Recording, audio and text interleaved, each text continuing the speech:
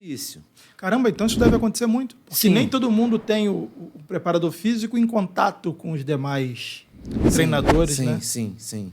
Né? Em que momento que você... o treino físico é forte? Em que momento? E como é que é o treino da manhã, o dia seguinte dele? Como é que foi o treino dele antes? Né? Então, o MMA é um esporte novo. Sim. Né? É um bebê ainda. É um bebê. Não tem ciência de... E em luta já não tem tanta ciência do esporte envolvida. Verdade. Certo? Mas o judô, por ser olímpico e mais antigo, e tem mais publicação. E começa a aparecer alguma coisa aí, com o MMA forte, vai começar a aparecer mais coisas, né? Então, existe hoje o centro lá de avaliação do UFC, que também vai produzir bastante conhecimento. Vai gerar insumo, né? Cada vez que a pessoa vai ali. E aí tem a cultura do esporte, né? A cultura do esporte treinou mais, vai estar melhor. É isso, em parte de luta sempre foi assim. Hoje em dia mudou um pouco. Sim. Hoje em dia muda um pouco. Né? Não é para você... por exemplo, se você olhar a cultura do Japão, no judô, eles fazem 10, 15 lutas de 5 minutos por dia, né? Às vezes tem outros locais, né, que não faz isso, às vezes nem luta todo dia. Sim. Né? O cara fica mais na parte física e luta mesmo poucas vezes na semana. Né? Às vezes contunde muito. Tem cara que é mais explosivo. A luta de judô está 4 minutos. É uma luta mais... Saiu de 5, é para 4, que vai encurtando. Entendeu? Então a tendência é o cara ser mais explosivo. Sim. Se o cara faz um treinamento para 5 rounds de MMA, é diferente de 3 rounds. É diferente. Né? Ele consegue ser mais explosivo, ficar mais forte. Né? Outra coisa também é o tempo de camp.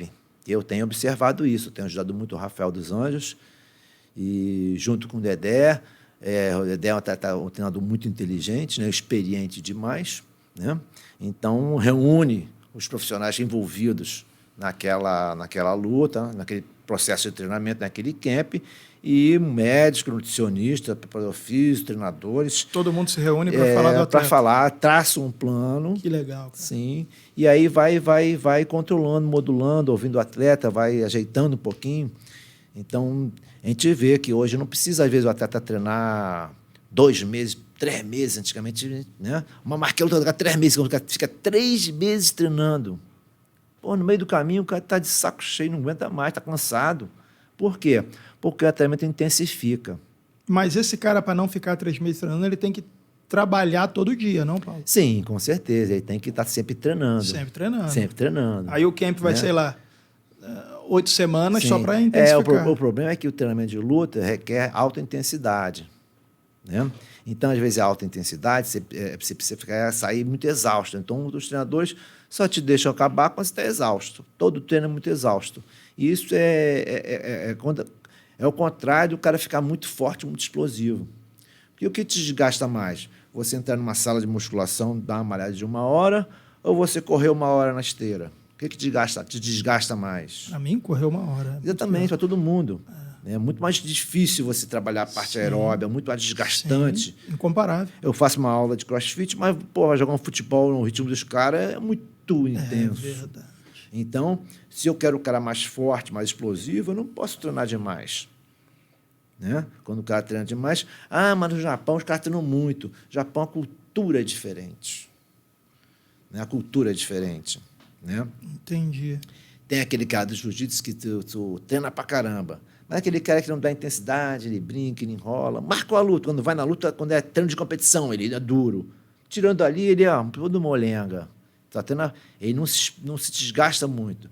Tem aquele cara que não. Qualquer treino para ele é competitivo. Então, ele força. Isso desgasta o cara.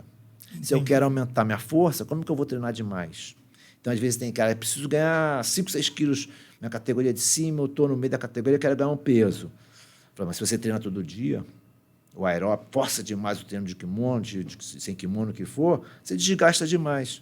Você pega um fisiculturista, ele acabou de malhar, ele come e senta para descansar e não faz mais nada. Você não vê o fisiculturista, vai jogar vôlei, vai jogar futebol. Nada. Não, ele acabou o treino dele e vai só se regenerar. Síntese proteica trabalhando. Sim, então ele consegue ter um resultado melhor. Sim.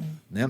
Por isso que a gente vê que o cara que é esportista de luta, ele não fica tão musculoso igual o fisiculturista. Ele não fica tão musculoso igual o cara, pessoal do CrossFit, que só trabalha aquela modalidade, só trabalha aquele horário ali. O cara faz treino físico, treino de Muay Thai, treino de wrestling. Aí a gente vai conversando um pouco. Entendi. Antigamente eu via muito atleta de luta fazendo treinos não específicos, acreditando que isso melhoraria o desempenho dele. Por exemplo, você via muito lutador nadando, correndo. Hoje isso ainda se faz necessário ou você consegue fazer uma preparação mais voltada para o que ele vai executar sem incluir, por exemplo, uma natação? Sim, consegue. Hoje faz a preparação dentro de uma sala de peso. Acabou. Sim. Existe sim piscinas, claro. Você tem. Se você pegar. Eu estou mal condicionado, eu não estou tanto em forma. Me bota para nadar 3 vezes, opa, me condiciono, me sinto melhor, consigo treinar mais, eu melhoro. Os caras do boxe gostam de correr muito, porque eles lutam muito em pé. O treinamento aeróbio tem algumas coisas. Tem a parte mecânica, vamos supor. Eu nado contra a água deitado. Eu tenho um ambiente diferente. Eu corro e tenho vento, não tenho, aí em pé. Né? Então, eu faço um pouco de exercício de velocidade, o Ticome, no específico. Aí eu posso fazer uma bicicleta, que não é tão específico, né? Igual a luta. Então, é um componente mecânico, né? Que a gente tem que levar em conta. Quanto mais específico, mais no alto nível eu estou, melhor condicionado eu estou, menos efeito eu tenho.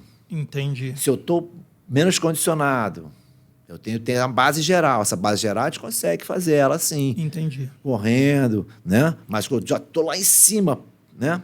Entendi. Quero melhorar, eu não consigo. Eu tenho que fazer o específico. Ou seja, esses treinamentos à parte são muito base, bons de manutenção. Sim, de manutenção, de volta, de lesão, de recuperação. Perfeito. Né? Ativação, né? Sim.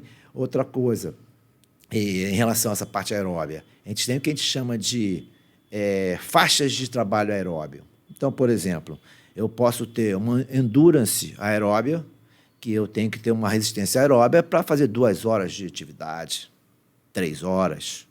Eu posso ter uma capacidade aeróbia, que eu tenho que ter uma resistência de 30 minutos, 1 hora, 40 minutos, né? E eu posso ter o que a gente chama de potência aeróbia.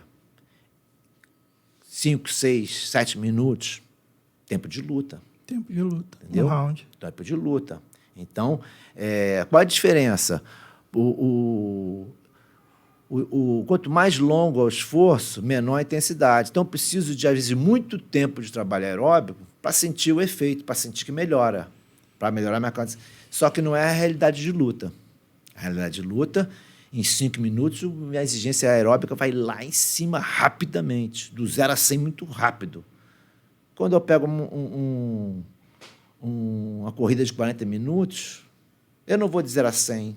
Sim. Ele vai, entender? É diferente. Sim. Então, os sprints, trabalho de velocidade, força, circuito com carga, são excelentes para melhorar, a gente chama de potência aeróbia. Para mim, é o mais importante para o lutador. Esse é o treinamento mais importante para mim, aeróbio, para mim, é a potência aeróbia. Legal. Entendeu?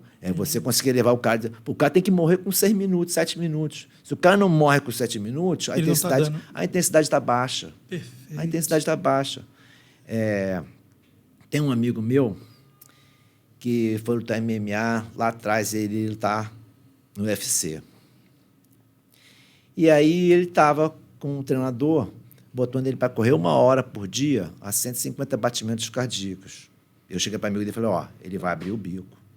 Porque 150, ele está entrando num ringue, nervoso. O batimento dele, aquecido. Ele está entrando. Sem nem começar a luta. Sem nem começar a luta. O batimento dele vai lá para cima. E ele não luta 1 hora. Ele vai lutar 50 estímulos de 20 segundos. Porque a luta é isso. Eu não luto 5 minutos. É verdade. Eu não luto 5 minutos. Caminha, circula e tal. Sim, eu luto 15 segundos, 10 segundos, abre o jogo. Vai para o enfate, 10, 15 segundos, abre o jogo. A intensidade é alta. Então, eu falei, vai cansar, não deu outra. No primeiro round eu estava cansado. Embaixo pegou um cara do wrestling forte pra caramba. Isometria lá em cima. Sim, ele cansou no primeiro round, já cansou. Porque não está acostumado com um nível de intensidade muito alta, que a gente chama do lactato. A gente precisa que o sangue acostume com a acidez metabólica. Né? Eu preciso jogar esse sangue bem ácido. Né? E o trabalho aeróbico não promove tanto isso. Né? Entendi. Rápido. Né? Ele precisa de um longo tempo para você sentir que o lactato está começando a produzir, a fadiga está começando a entrar.